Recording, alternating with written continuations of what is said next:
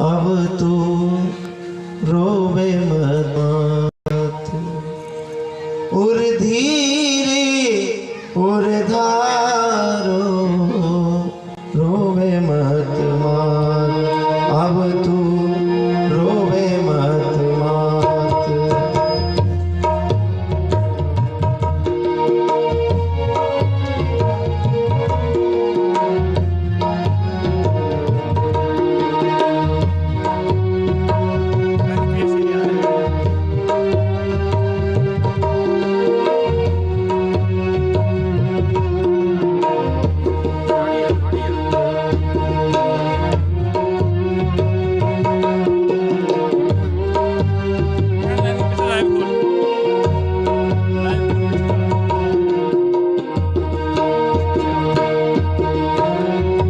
जा जग में कोई माए न बेटा मिथ्या सकली पसारो मैया।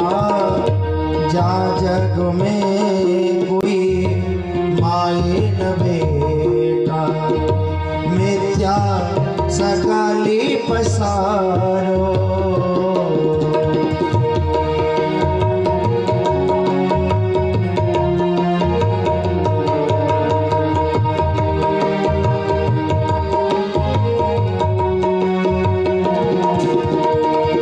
स्वार्थ की सब चाल जगत की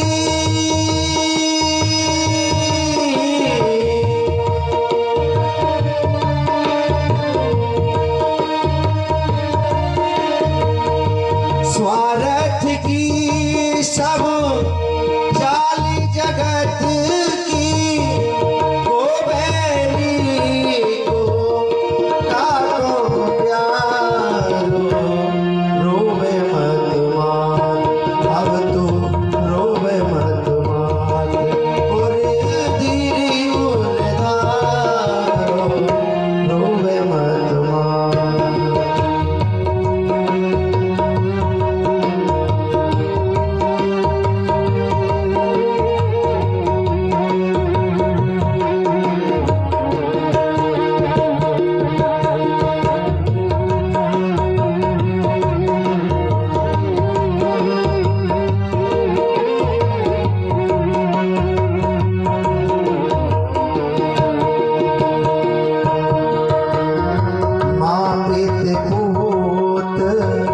पिता सुत बंधु मकरी को सो जायो मैया। माँ पित पूत पिता सुत बंधु मकरी को सो जायो। आप ही बनावे आप ही खावे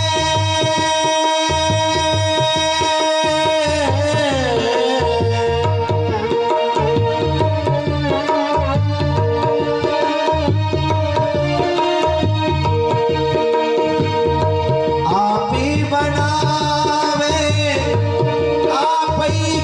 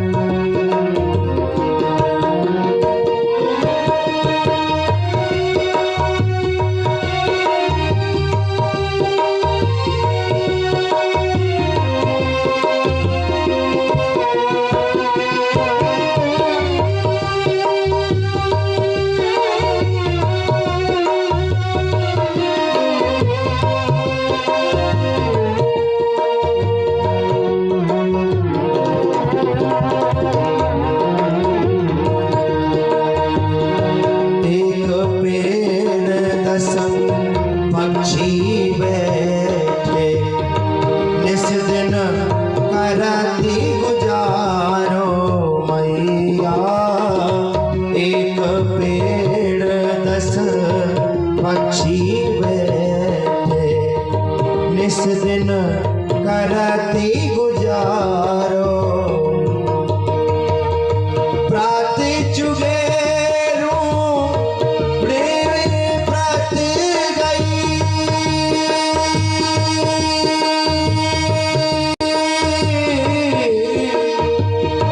प्राति चुगेरू प्रेम प्रति गई को मेरी को काको प्यारो रोवे मत मां अब तू रोवे मत मां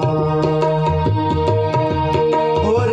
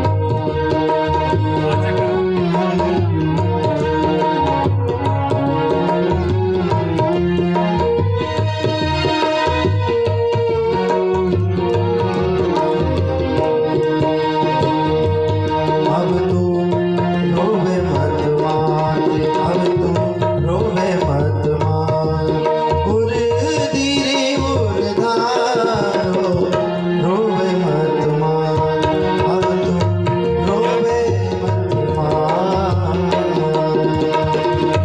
श्री कृष्ण मैया के दोनों हाथों से उसकी आंखों के आंसू को पोंछ गए। मैया तू क्यों रो रही है? तेरे कन्हैया तेरे से दूर नहीं रहेगा। रथ लेकर के अक्रूर रथ को दौड़ा करके मथुरा पहुंच गए।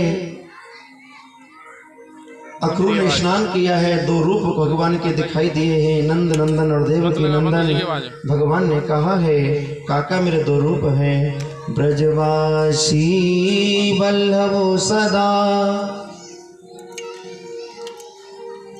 मेरे जीवन प्राण इन्हें ननेक विसार हूँ मोगी नंद बाबा की आन।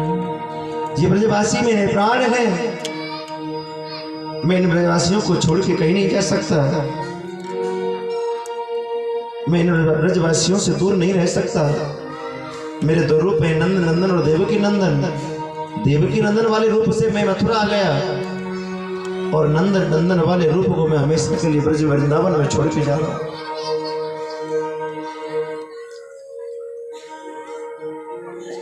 भगवान ने रजक धोबी का वध किया है।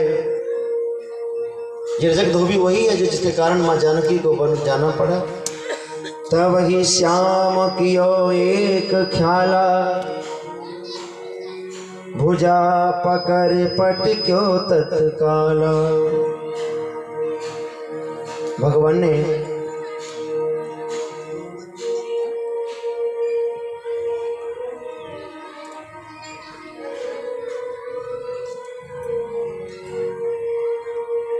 वही ख्याल किया है कि इसके कारण मां जानकी को वन जाना पड़ा था। तब तो मैं मर्यादा पुरुषोत्तम था, अब मैं लीला पुरुषोत्तम हूं। दोनों भुजा पकड़ के उसे पछाड़ दिया, मार दिया। रजक धोबी का वध कर दिया। दर्जी ने वस्त्र ठीक कर दिए, माली ने माला पहना दी, कोजा नाम की कुबड़ी ने चंदन लगा दिया। भगवान ने सुंदर रूप दे दिया। कुबड़िया पीर नाम के हाथी का वध कर दिया बलराम जी ने। और कंस के उस सिंहासन पर जाके पहुंच गए जहां सिंहासन पर कंस बैठा था। उसके केस पकड़ लिए खींच करके और कहा बाल बाल के बदले में ये 11 बरस का लाल है। देख मामा तेरी छाती पर देवकी का अष्टम लाल है। मैं वही देवकी का अष्टम लाल हूं। जिसके लिए तो इतना बेचैन था। भगवान ने एक ही मुष्टि का प्रहार किया है, कंस का वध कर दिया है।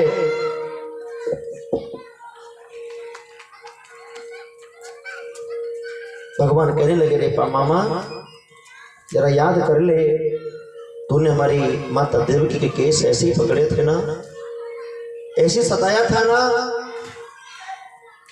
एक ही मुष्ट का प्रहार किया है और कंस का वध कर दिया है भगवान ने।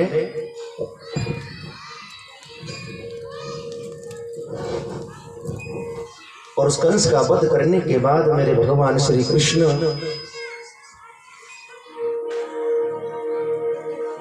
अपने नाना उग्रसेन, माता देवकी, पिता वसुदेव को जेल से बाहर निकालते थे। अस्थि और प्राप्ति दोनों रोने लगी। कंस की पत्नियां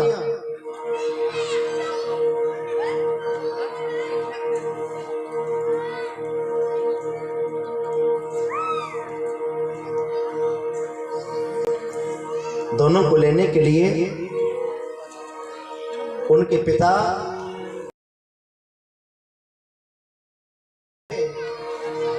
अपने नाना को पुणे मथुरा का राजा बना दिया है। एक सूचना में कल देना आपको भूल गया था, कल यहाँ पर रुक्मणी और भगवान द्वारकानाथ का विवाह उत्सव होगा। जो कन्यादान होता है वो कल यहाँ पर माता रुक्मणी का होगा। आप सभी कल माता रुक्मणी का कन्यादान करें, क्योंकि भागवत में जो कन्यादान होता है माता रुक्मणी का वो विशेष होता है। दानों में दान, महादान, कन्यादान। तो कल आप कन्यादान जब करोगे तो आप विशेष ध्यान रखें कि कन्यादान आप जो भी करो वो आपको सिर्फ नगद कैश लेके आना है, लत्ता कपड़ा कुछ नहीं लेके आना है। और वो जो कन्यादान में आप दोगे राशि, आश्रम के नाम से वो धन जाएगा, क्योंकि हमारे भी जीवन में व्यस्तता है, जिम्मेदारियां बहुत हैं, कथाएं भी करनी और वृंदावन में आश्रम को शीघ्र बनाने का हमें प्रयास करना है।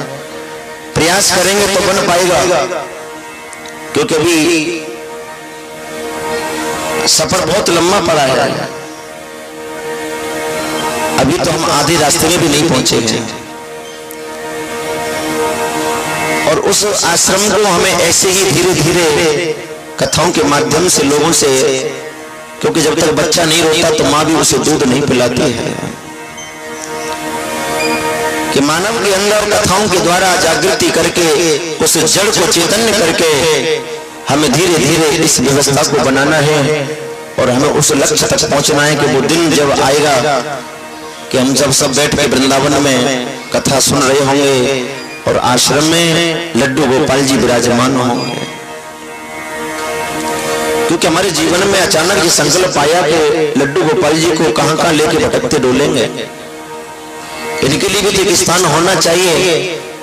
तो वृंदावन में लड्डू गोपाल जी के लिए एक सुंदर कुटिया, जिसमें लड्डू गोपाल भी स्थान लेंगे और आने वाले हमारे जितने भी शिष्य कथा श्रोता होंगे, हमारे शुभचिंतक होंगे, उन्हें भी वृंदावन का वास मिलेगा। 2 दिन 1 दिन जितने दिन रुकना है वृंदावन में रुकिए, वृंदावन में जमुना का स्नान कीजिए, परिक्रमा कीजिए।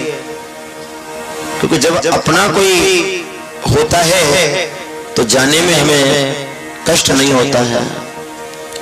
क्योंकि आज इस संसार में कोई भी कार्य होता है, करने में एक बार कठिनाई तो आती है, पर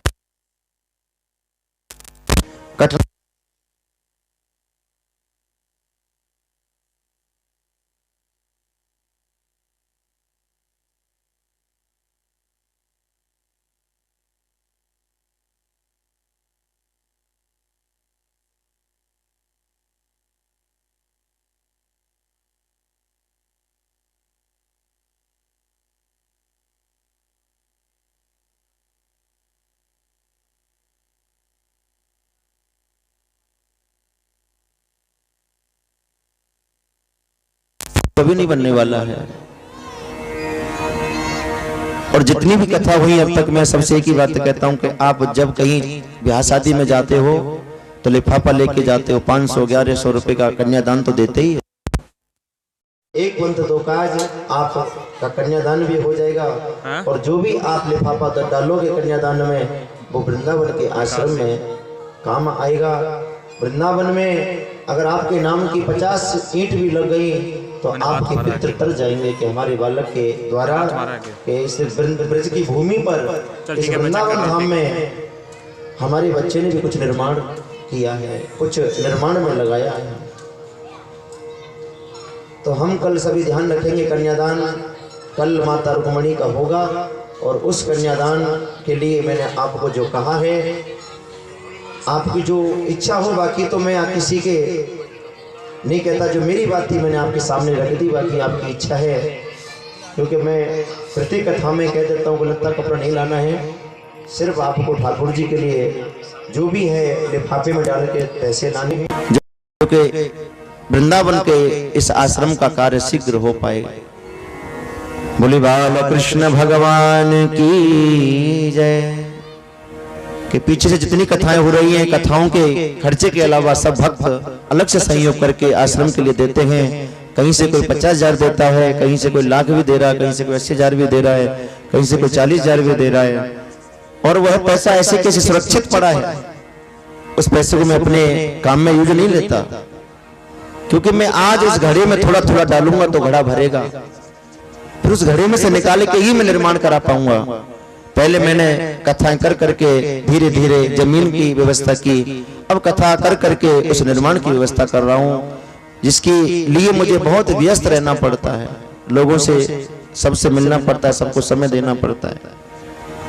और सिर्फ मेरी कथाओं का लक्ष्य यही है कि मुझे क्या प्राप्त हो रहा है मैं ये नहीं देखता, मुझे सिर्फ ये देखना है कि मेरे आश्रम के लिए क्या प्राप्त हो रहा है।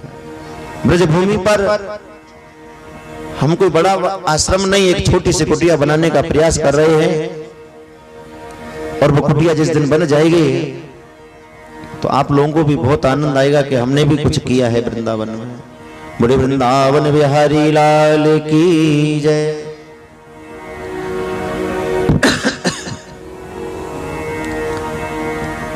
अपने नाना उग्रसेन को मथुरा का राजा बना दिया है, और नाना उग्रसेन को राजा बनाने के बाद भगवान श्री कृष्ण और बलराम को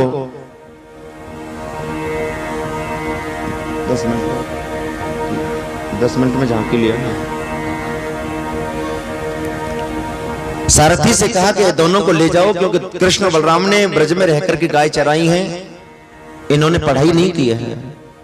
और जो माँ बाप अपने बच्चों को पढ़ाते लिखाते नहीं, शिक्षा नहीं दिलाते, वो माँ बाप अपने बच्चों के सबसे बड़े दुश्मन होते हैं।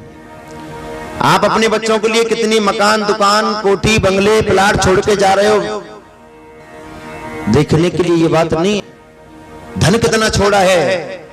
आप अपने बच्चे को